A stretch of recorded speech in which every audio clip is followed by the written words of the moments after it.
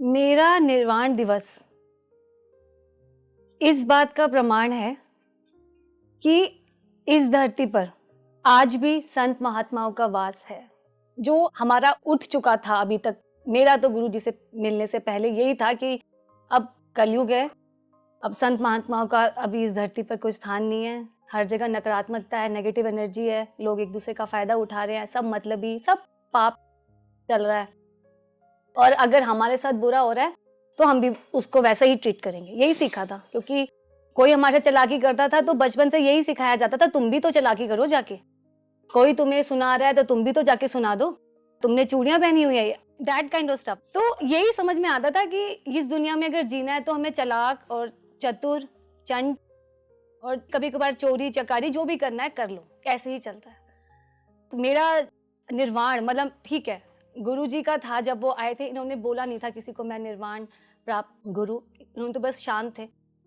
माँ ने मुझे जब आत्मा की आवाज होती है ना, तब मुझे उसमें पता चला कि गुरु जी को समाधि स्थित है। तब इन्होंने फिर बताया था बाद में, जब मैंने इनको बहुत जोर दिया था। इन्होंने तो कुछ बताया ही नहीं था मुझे कि मैंने समाधि ले रखी है, मैंने एनलाइटनमेंट ले रखा है।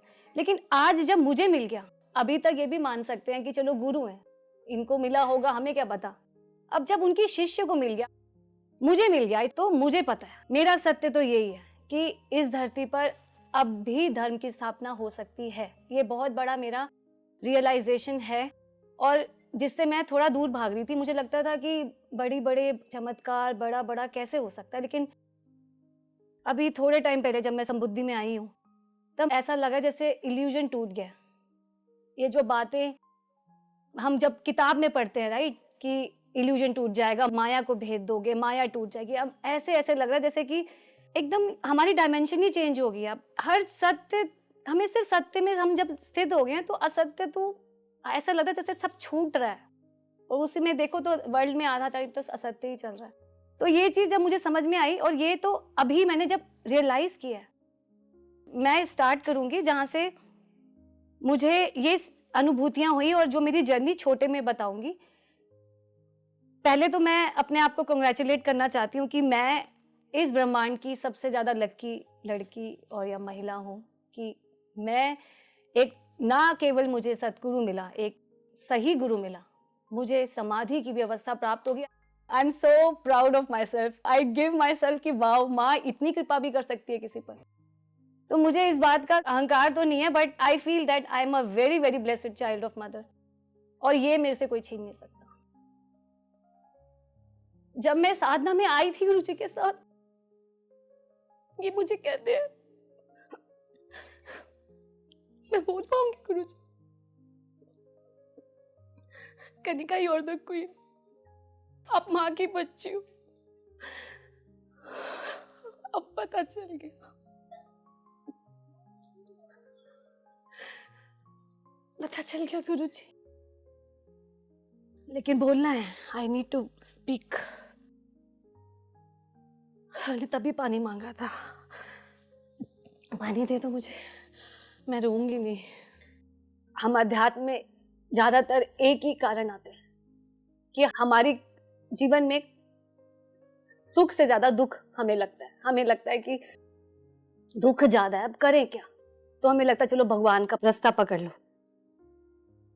मेरा भी वही था, मतलब इतना मेरे को ठीक ठाक लाइफ दी थी माँ ने, बट इतना सोचा कि कितना भी भोग कर लो, क्यों नहीं तृप्ति हो रही, क्यों नहीं शांति मिल रही, क्यों नहीं मेरे अंदर वो एक ब्लिसफुलनेस आ रही, एक खुशी। मतलब मैं, why can't I feel happy about my self. मेरे को हर टाइम कुछ ना कुछ कृप्त करना है, हर टाइम किसी नई इच्छा के पीछे भागना है, हर टाइम अपने रोने पे रोना है, हर टाइम लोग जो मेरे साथ, जो भी मेरे साथ कठिनाई है, उनके लिए मुझे ये करना है कि क्यों हो रहा है मेरे साथ, बार बार यही क्वेश्चन कि क्यों हो रहा है मेरे साथ ये सब। इतनी ज्यादा सफरिंग में मेरी लाइफ को देख के मेरे परिवार वाले बोलते थे, कनिका तेरे पास तो सब कुछ है, तू जापान में रहती है, तेरे पास पैसे भी ठीक ही हैं, बच्चा है एक सुंदर, कोई तुझे तंग नहीं करता, सास ससुर के साथ नहीं रहती, आसपास भी लोग तेरे फ्रेंड्स हैं, तू जाके कहीं भी घूम फिर आती है, हॉलीडेज पे जाती है। इतना सब कुछ होने के बावजूद इसको कोई भी ऐसी लाइफ कोई भी चाहेगा जो आई थिंक मेरी थी और यहाँ पे काफी लोगों की है, बट फिर भी अंदर इतनी मिजरी, क्या मैं बताऊं कि लगता था हम क्या ये जीवन, कभी कभार तो लगता था कि ऐसा जीवन भी कोई जीना है। उस वक्त मैंने अध्यात्म को जानना शुरू किया और एक ही रास्ता मुझे समझ में आया जब मैं अकेली थी कि ज्ञान ले लो। करेंगे क्या, वहां जापान में बैठ के क्या करती, किताबें पढ़ी, संतों को पढ़ा, अद्वैत जाना, वेदांत जाना, और उसी चीज में एक चीज मैंने समझ ली, महावाक्य हैं जो हमारे तत्वमसि और अहम ब्रह्मास्मि, ये 2 वर्ड मैंने सुने और तब मुझे लगा कि हम शरीर नहीं है। 4-5 साल हो गए मुझे पता चला, ये ज्यादा टाइम नहीं हुआ। जब मैं गुरुजी से नहीं मिली थी उसके 1-2 साल पहले, जब मैं जापान में, मेरी सांसारिक लाइफ थोड़ी सी ट्रबलसम थी, तब मैंने ये वाक्य जब समझा कि हम आत्मा है, हम शरीर नहीं है, और ये जो आत्मा है वो एक ही है, ये पूरे संसार की आत्मा एक ही है, हम भगवान से अलग नहीं है। ये बात कई लोगों ने सुनी होगी, हम ब्रह्मास्मि है, तत्वमसि, हम आत्मा है, हम आत्म स्वरूप हैं, हम अद्वैत है, हम भगवान से अलग नहीं है, ये ईश्वर जो शिव है वो सारे ही शिव हैं, ऐसा नहीं है कि आप अलग शिव हो मैं अलग शिव हूं, हम एक ही आत्मा है, बस हम ये डिफ्रेंशिएशन हुआ है इग्नोरेंस, अज्ञानता के कारण, वो भी माँ ही है, वो माया भी भगवान है, माया भी कोई अलग नहीं है, माया इज ऑल्सो माँ काली। तो ये जब पता चला इतना सब कुछ है हमारे अध्यात्म में और हम ऐसे भिखारियों की तरह जी रहे हैं, लगा कि कोई रास्ता है। और उस वक्त माँ की कृपा ऐसी हुई, मुझे कुंडलिनी जागरण के बारे में पता चल गया और मुझे ये भी समझ में आया कि हमारी जो बॉडीज हैं, सूक्ष्म शरीर, हमारा स्थूल शरीर और हमारा जो कारण शरीर, ये भी समझ में आया कि ये हमारे शरीर भी 3 है, हम जिस बॉडी के पीछे भाग रहे हैं ये भी सत्य नहीं है। जब समझ में आया कि जो कारण शरीर से हमारा सूक्ष्म शरीर प्रभावित होता है और सूक्ष्म शरीर से हमारे जो हमारी बॉडी है, और कुंडली जागरण ही एकमात्र ऐसा तरीका है जिससे हम वो परम सत्य तक पहुंच सकते हैं। ना मैंने आओ देखा ना तो मैं लग गई, मैंने कहा अब तो मैं अपनी कुंडली जागृत करूंगी।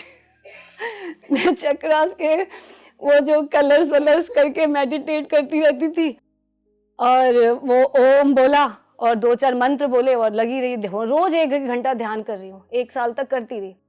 आई डोंट नो मुझे चेंजेस तो नहीं आए, लेकिन मैं इतना हो गया कि मेरी इच्छा इतनी तीव्र हो गई, इतनी ज्यादा तीव्र हो गई कि मतलब मुझे अध्यात्म के अलावा कुछ और दिखता ही नहीं था। मैं हर टाइम किताबें पढ़ती थी, लोगों की जीवनी पढ़ती थी, मतलब सारा पूरा दिन मेरा, मतलब लोग घर वाले कहते थे कि पागल हो जाएगी तू। मैं इतना घुस गई ज्ञान में, इतना मेरे को था कि कैसे अच्छा लगने लग गया था, इतना सब कुछ है हमारे अंदर, universe has so much to offer and we are living a so petty life. मुझे I used to wonder about my self. जब मैंने ये किया तीव्र बहुत हो गई, इच्छा बहुत तीव्र हो गई और सफरिंग का भी प्रकोप पूरी तरह बढ़ता गया। दोनों जगह से मानसिक सफरिंग और मेरी इच्छा दोनों प्रबल हो रही थी। और तब जाके यूनिवर्स ने गुरुजी को मेरी लाइफ में भेजा अपने साधनों के जरिए। मिराक्युलस है मेरी लाइफ। अगर आप एक साधारण लड़की जैसे आप मुझे देखें तो नहीं है मेरी लाइफ। तो मतलब मेरे को लगता है कि वो जो हो गया था मेरा प्रारब्ध, माँ को माने बस आना ही था मेरी लाइफ में, ऐसे उन्होंने मेरी पूरी लाइफ को रचा, गुरुजी को भेजा मेरी लाइफ में। और गुरुजी ने फर्स्ट मैसेज मुझे ये लिखा, कनिका तुम शिव काली बोध की साधना क्यों करना चाहती हो?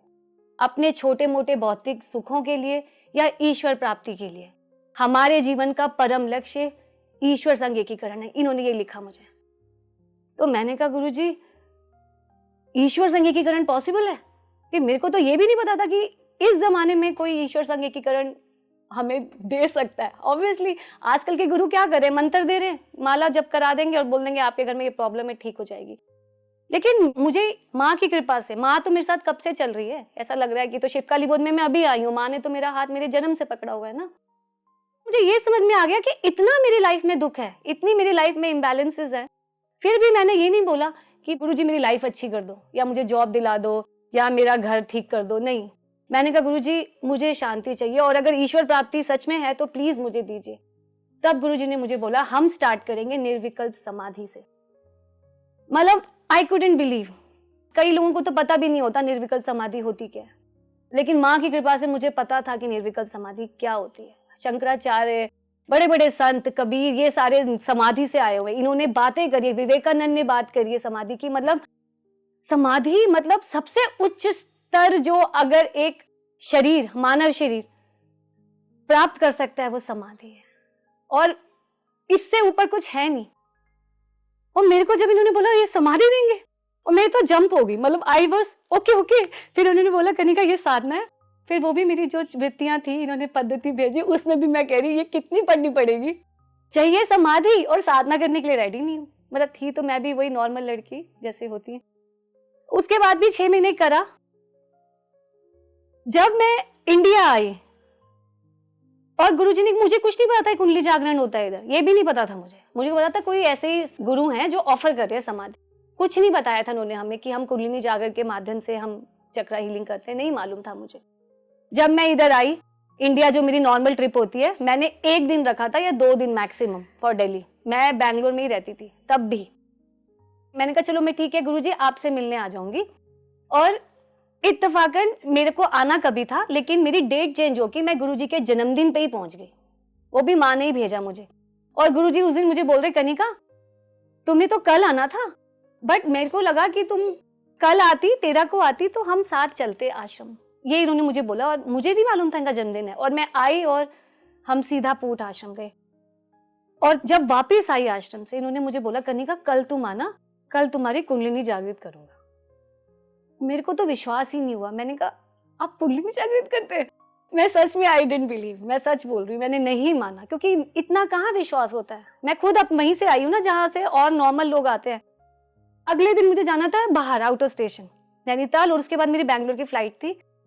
जब इन्होंने बोला कनिका तुम्हारी कुंडली जागृत करेगा, मैं सुबह उठ के अपनी मम्मी से मिलके मैं सीधा वहां से टैक्सी लेके शाम को यहाँ पहुंच गई। मैंने कहा आप मेरी कुंडली जागृत करो, क्योंकि अगले दिन मेरी फ्लाइट थी।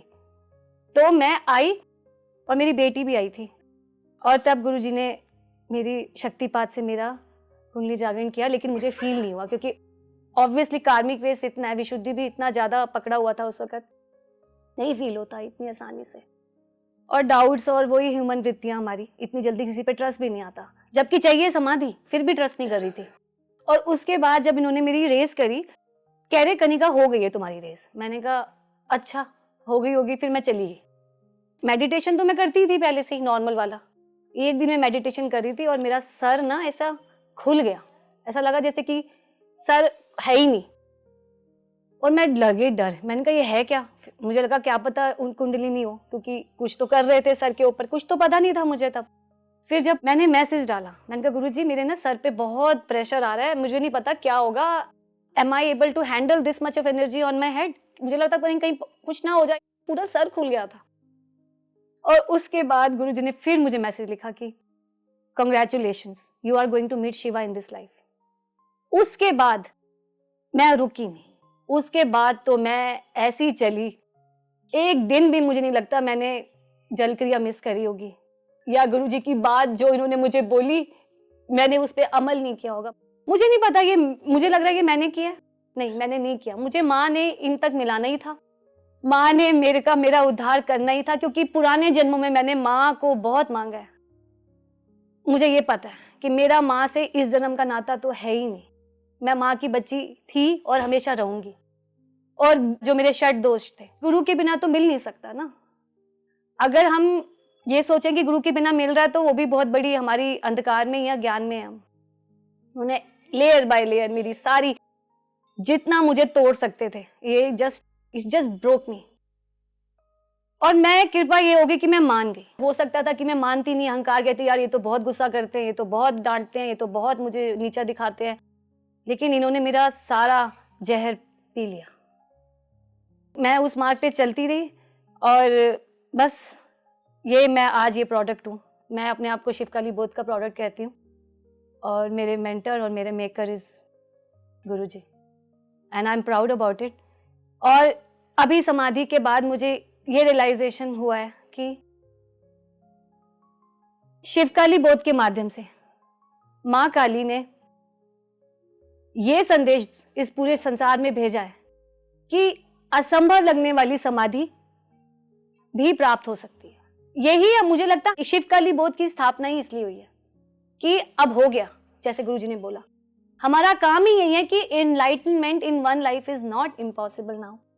और जो हमारे जो पिलर्स हैं, जो स्तंभ हैं हमारे जीवन के, धर्म, अर्थ, काम और मोक्ष, हम इसमें संतुलन बना के बहुत अच्छे से एक उच्चतम जो आनंद वाली स्थिति होती है ना, जो the best of the life we can enjoy and we can also get moksha, ये सब पॉसिबल है। समाधि के बारे में कुछ और बोलना चाहूंगी कि समाधि, हम कोई प्रेशर नहीं किसी को बोल रहे आपको समाधि लेनी है, लेकिन कुछ भी हम खाना खाते हैं तो हमें भूख लगती है, राइट? इसीलिए हम खाना खाते हैं, फिर हम दोबारा खाना खाते हैं, और इट्स नॉट भूख, हमें टेस्ट भी तो चाहिए। और अगर हमारी जो नीड, बेसिक नीड्स है, उसे हम साइड रख देंगे तो हमें क्या चाहिए?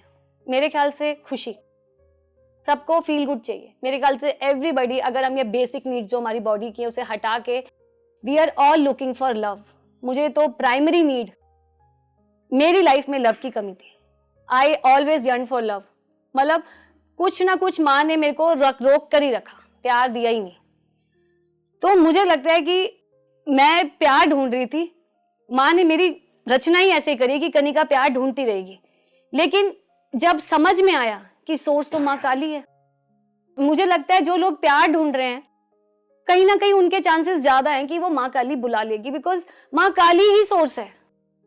और इट्स नॉट माँ काली, ईश्वर ही वो फील गुड फैक्टर है। अगर आज हम 50 करोड़ लेके भी, बड़ी बड़ी BMW लेके भी हमारे दिमाग में डिजायर्स ही आ रही हैं, तो हमने क्या पाया? वो कंटेंटमेंट, वो खुशी, वो आनंद तो ईश्वर ही है ना। आनंद हो हम, मैं आनंद हूं, मैं ब्रह्मानंद हूं, मैं सच्चिदानंद हूं, यही तो है सत्य, और क्या है?